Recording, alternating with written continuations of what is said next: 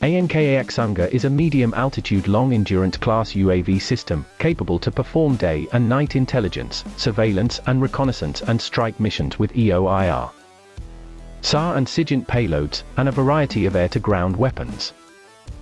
ANKA Aksungur is powered by two PD-170 twin-turbocharged diesel engines enabling long-endurance operations up to 40,000 feet.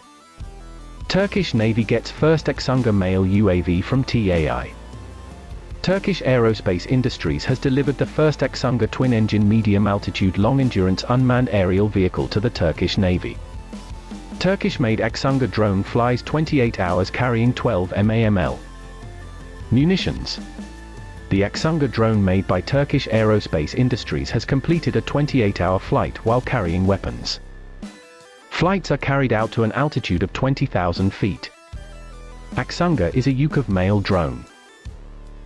The largest drone made by TAI made its maiden flight on March 20, 2019.